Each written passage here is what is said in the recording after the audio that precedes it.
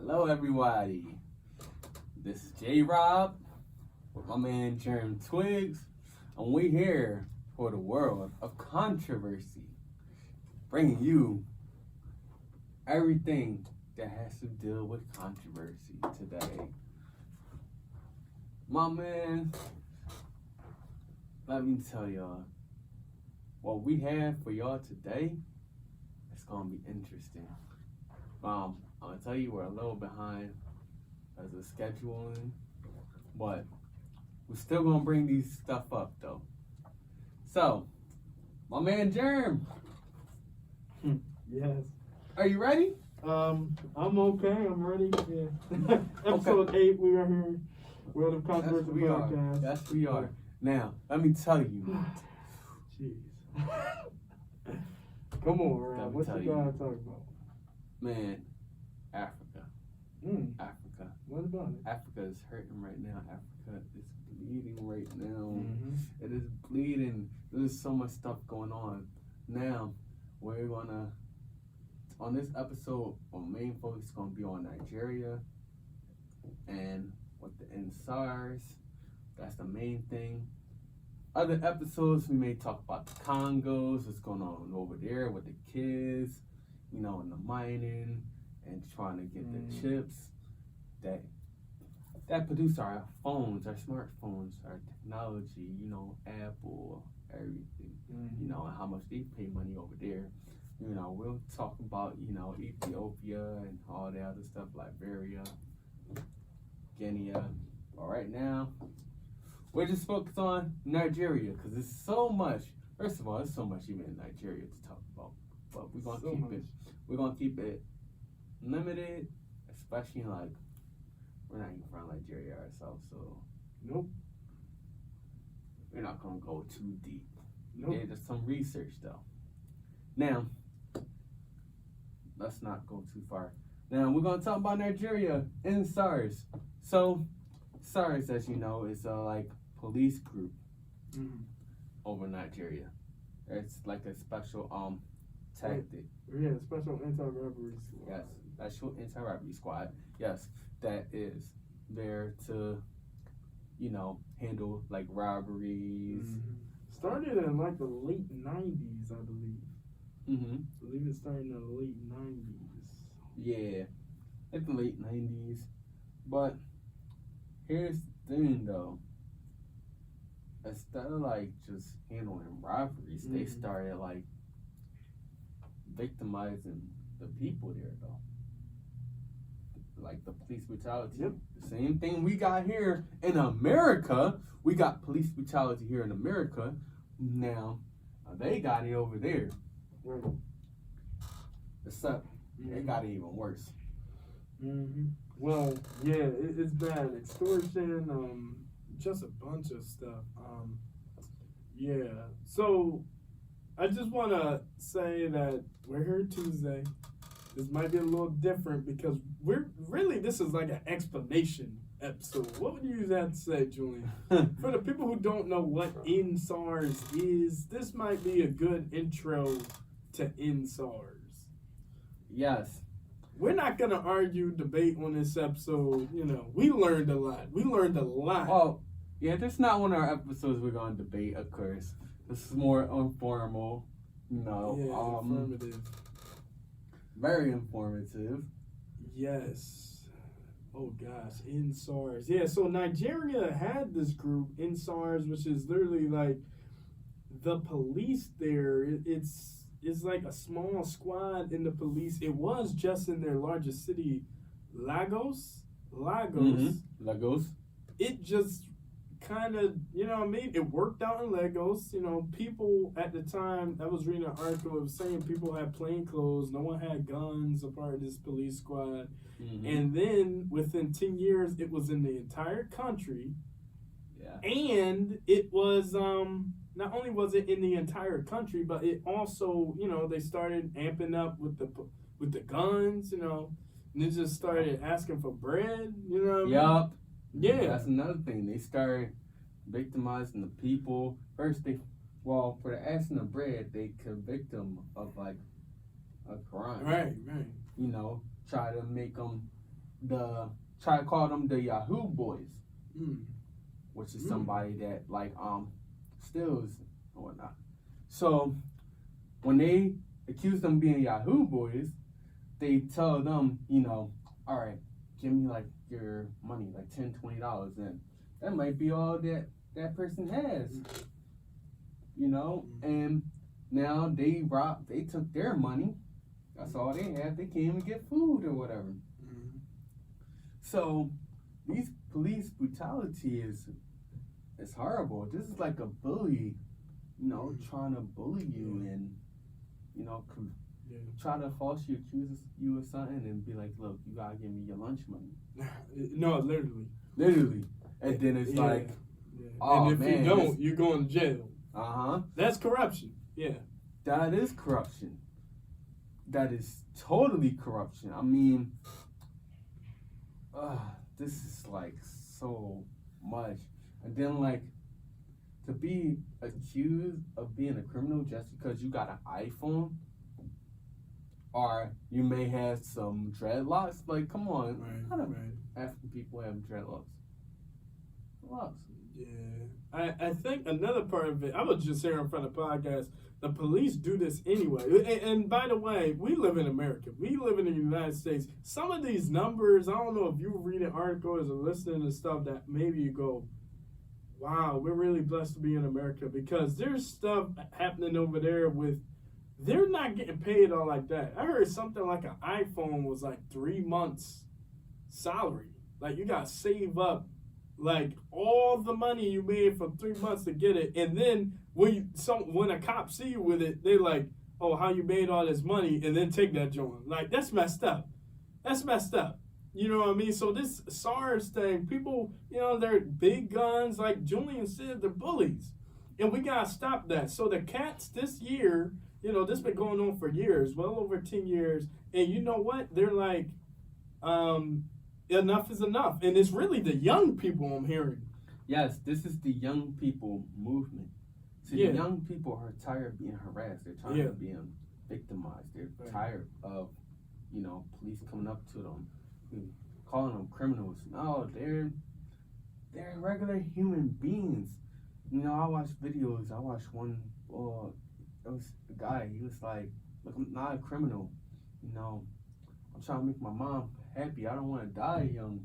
And I was like, "Oh man, this sounds like it's too close to home here, man. Like, kind of like what we just went through with the George Floyd and all that. It's like, wow, they got it over there, and I was like, wow, this is like eye opener right here."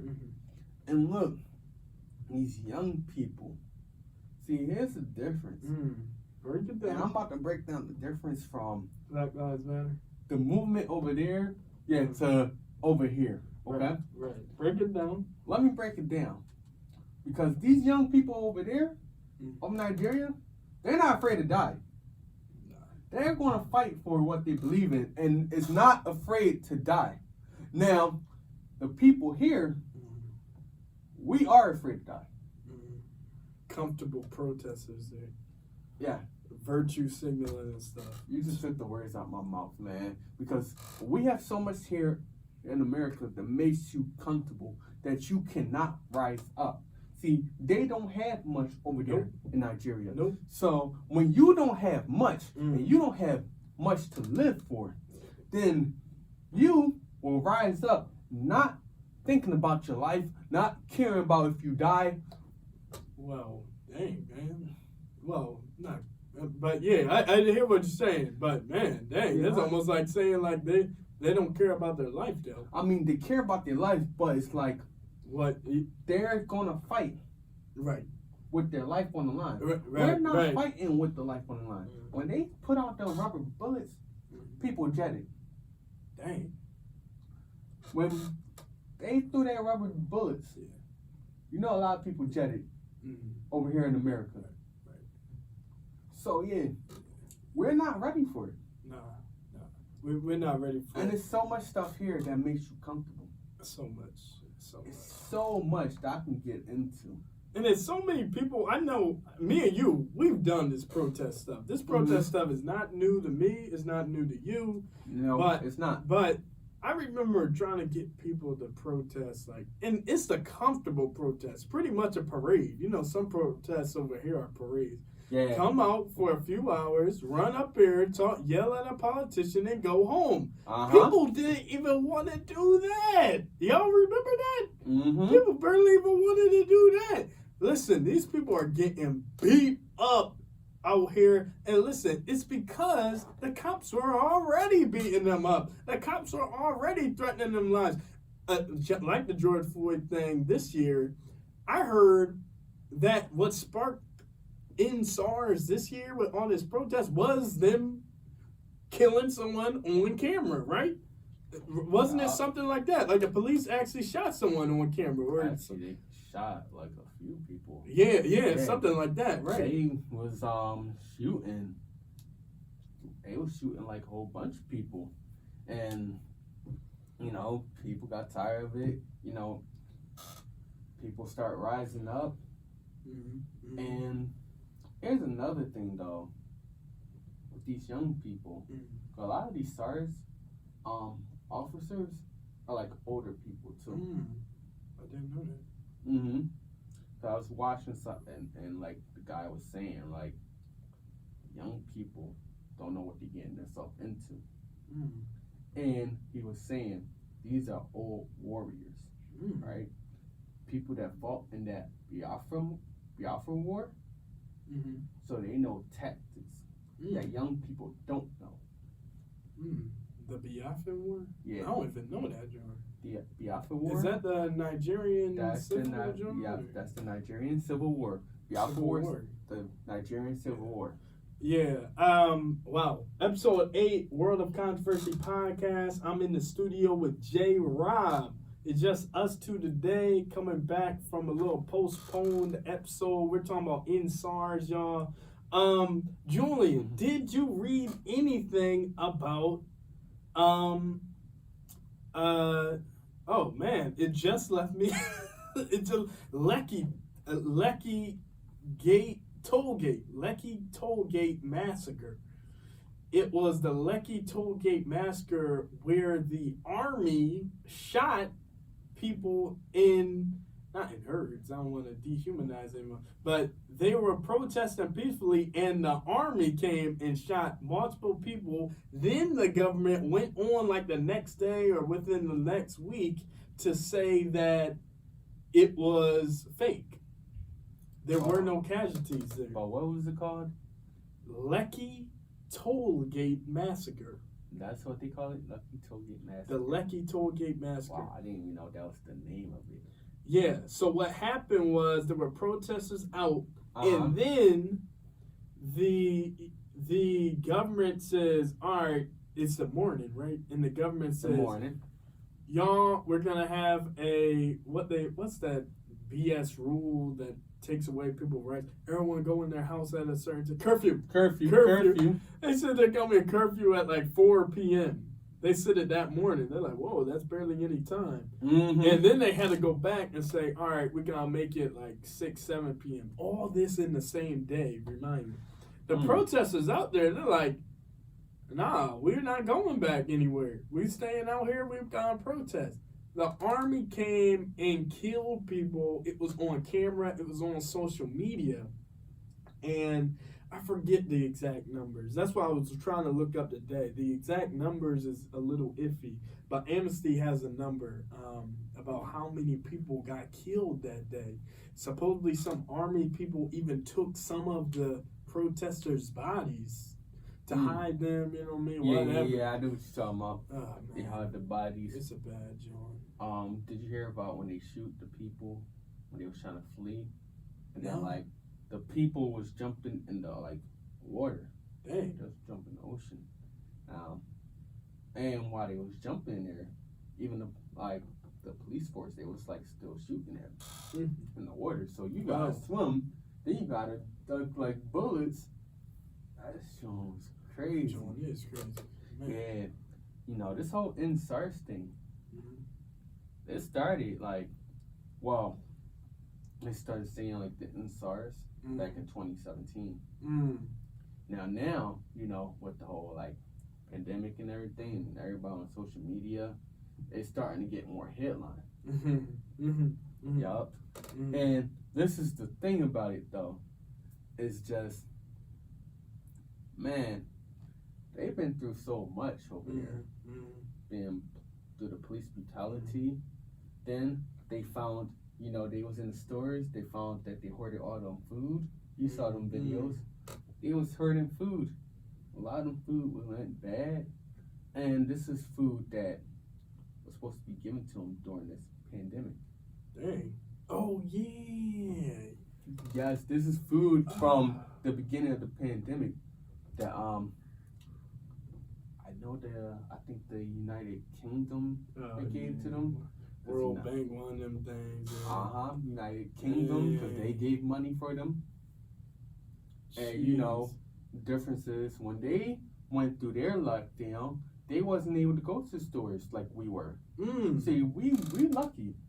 We got to go to the stores. Yeah. Some of the other countries wasn't able to. Yep. So yeah, they extorted like food from them, money. Wow. It's crazy. They went and they found all their stuff, and some of their stuff is like expired. That could have fed families right there. You could have fed families. And that goes back to the corruption part of it. Yes. Yeah. That's the corruption. Like, government ain't trying to do nothing for the people. No. See, SARS was there. They replaced the police, and now they're doing even worse. They're doing the crimes. Jeez. Wow. Now, you talked about the police a little bit. I think I was telling you a little bit about it. Another difference between Black Lives Matter and in SARS, the two movements, some people from in SARS, I believe, have actually called for more money for the police. When we think about Black Lives Matter, we talk about defunding the police, but someone was talking about how bad the police over there live. Like, there's a reason why they're asking for money. There's a reason why they have to extort. So they're not like police here where they have houses and your neighbor could be a police or whatever, police officer. I heard it was more like they have barracks, some type of camps where they live. And again, I'm not from that country. Like I keep trying to tell people, we wish we had a but they don't. Supposedly the police don't live too good over there. They're pretty much poor, so they're out there, and it's like, they're out there, and they're like, all right, well, how am I gonna get more bread? And you know what I mean? They're stealing from their own people. It's messed up. So the regular police officers, other police officers, get paid less than SARS police. SARS police obviously get paid a little bit more, but yeah, they're taking from the people they're supposed to be protecting and serving. But I don't want to say that the police are living all high and sprung and they got all this money and they're just taking from. It's not like the bear from Robin Hood, the cartoon movie. Remember that? It's not like that. It was like, no, these police aren't doing the greatest either. So, you know. A senator supposedly in Nigeria gets paid millions of dollars, though. That's more than a U.S. senator.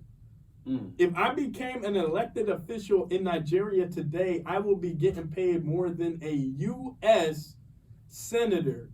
That's corruption, people, to the third degree. If you didn't know what it was, that's what we call good old-fashioned corruption. That is corruption. I'm sorry to be yelling at y'all today. That is corruption. Talk to him, Julian. Now, the stuff about, like, police getting paid. Police need to be paid. Yes. Yeah. I believe they should get paid, be able to pay their bills and whatnot. I don't think it should be right for one. You should not be victimizing your constituents or whatever. Your constituents, your citizens. See, you should not be victimizing them and extort them for money. No. No. That's always wrong. Especially if you know that might be all they have. Yep. It's not like, we can trying to like, criminalize people because they got iPhones. Man, as that's their whole savings, get an iPhone, and they should be able to. There's nothing wrong with that. You're not a criminal just because you have an iPhone. That's like calling me a criminal because I got a PS4 or a PS5. Right. And I put my whole savings to it. Right. And it goes back to how it is in America, where there's some cats you could tell are drug dealers over here. You'd be like, oh dang, how this boy got these shoes like this? He driving the car like that. But we don't have cops actually running up in the people's crib like, listen, we know you're stealing this. No, in Nigeria it's different. Just looking like you got money and make someone take your bread. You'll be looking like Debo off of, I guess, Friday or whatever when the boy took his chain. Yeah. This is disturbing. And if you live in Nigeria, I heard something about the regular police, even if they're not trying to extort you, they're like on the corners asking for money. Police. That's unheard of in America. For real. So, let me give you a quick history of the Nigerian police. So, the Nigerian police was first established in 1820. And it was over a century later, in 1930, that the Northern and Southern police forces merged into the first national police force, called the Nigerian Police Force. SARS came in 1992. Yeah. So, 1992 is when SARS started to get formed, which is kind of interesting for me.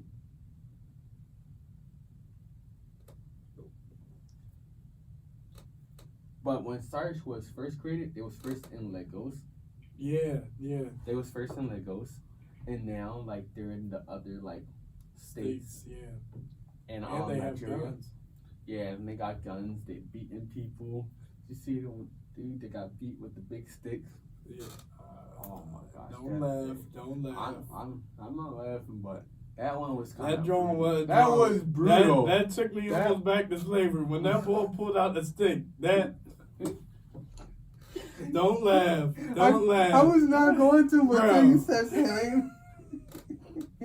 I had to go. Listen. You ain't see nothing until that grown man get hit by that stick.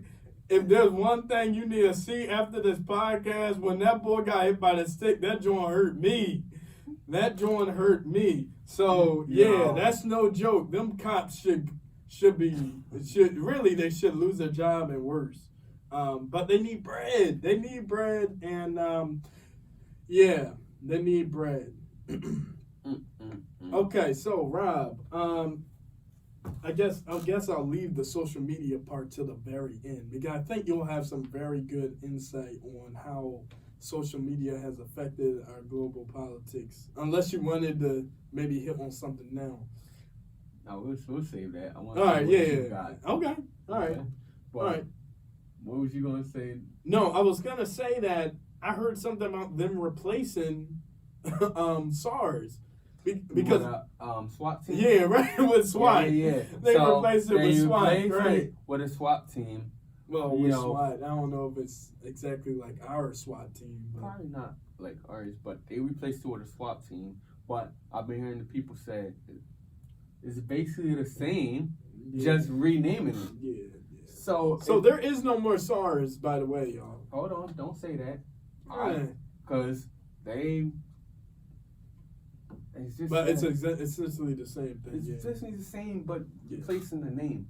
So we're not gonna say there's no SARS if you just replace the name of them. Yeah. So I'm trying to figure out if it's the same exact people. Like, did they at least fire the SARS people and then get more different people? I heard from the people, videos that I watched, just like, ain't get rid of SARS. It's just the same. Dang. Just replacing the name, and they want actual police reform. They want police reform. They want change. They want reform, actual change to go on. That is the thing. Yeah. They're fighting for it. It's what they want. They protest. Yeah, a redistribution of wealth, redistribution of power is what's really going on. I believe that's what the people want. Mm-hmm. Because I'm hearing stuff like these protests are now even more than just about ending SARS. Now that SARS is pretty much over, young people are out there like, nah, we need to protest corruption in general in Nigeria. Whenever these cats over there are getting paid more than U.S. senators, this is like, well, we got more money over here than any other country. Nigeria is over there paying their senators, or they're paying themselves. Let's keep it real. That's how corruption in the ruling class works.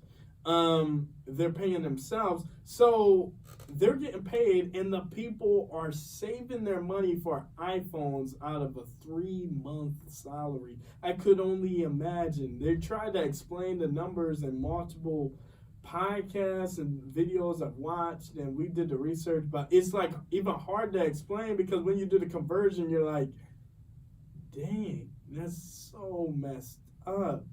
It's really bad with the corruption, really bad stuff.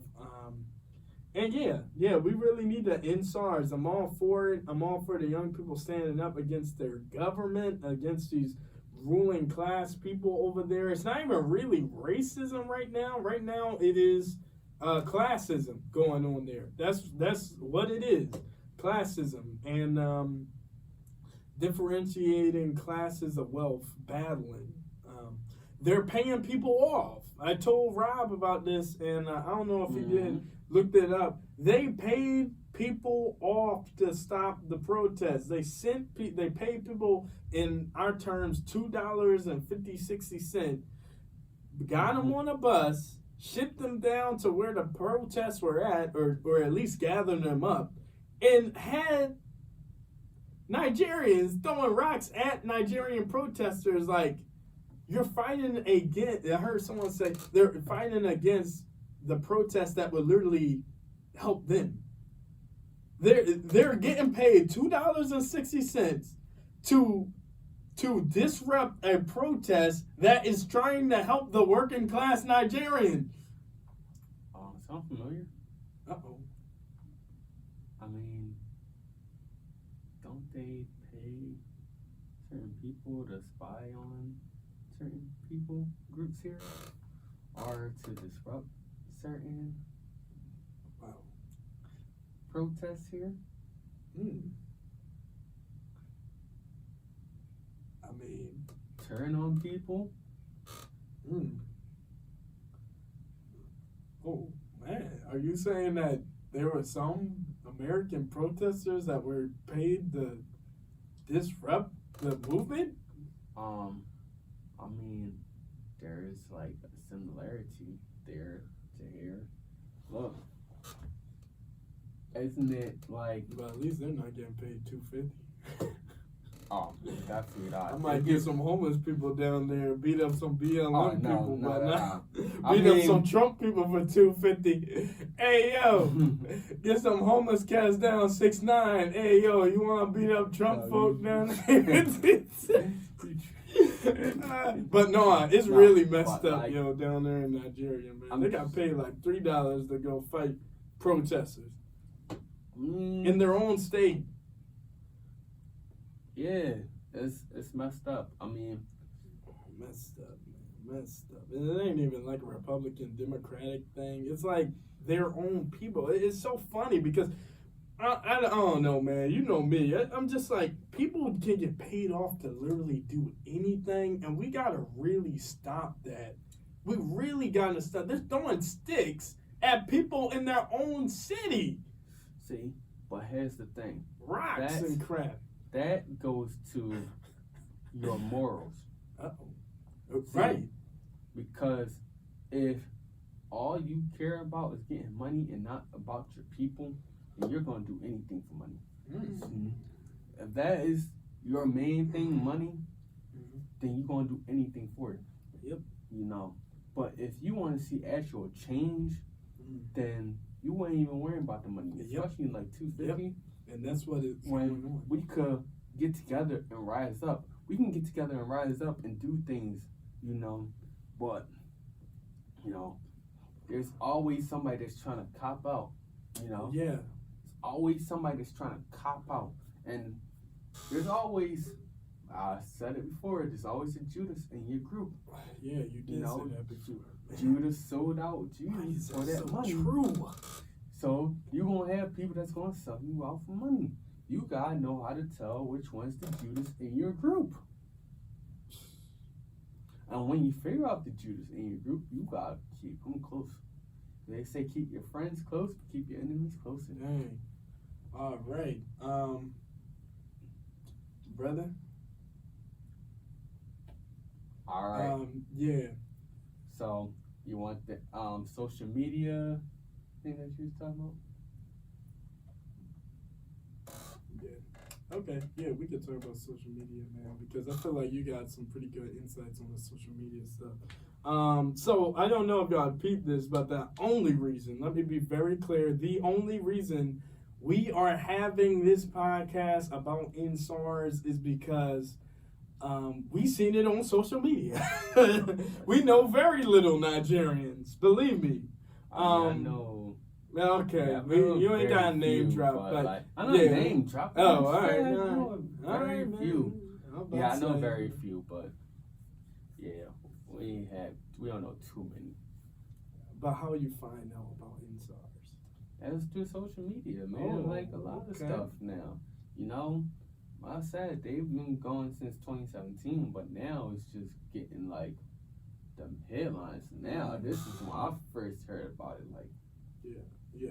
So why should we care? And was the social media tactic good? I mean, they got Americans talking about it. They got people like Germ and Julian talking about it on their podcast. Was that a good thing? Like, how has it affected them? Social media is a good platform to get stuff out there, to get informed. See, because, you know, if they didn't go out on social media and put this stuff out there, everybody go throughout their day not even know what's going on, would not even care, you know, it'd just be like, oh, well, you know, Nigeria, whatever. No, you put this stuff out there, you put it on social media, people see, now it start trending, oh, SARS, SARS, yeah, this and that. It's like, wow, okay, this is what's going on over there. Mm-hmm. And you know, Nigeria got a lot of smart people over there, too. Be honest, a lot of them are very educated, very much so. Yeah. So, why should we care? Because these are human beings.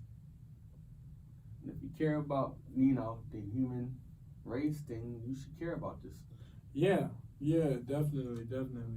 It's something you need to take account of. Anyone who talks about them being woke, and anyone speaking of any type of Pan-Africanism should know about SARS. And if you don't, I'm so glad me and Julian was able to introduce it to you. Social media really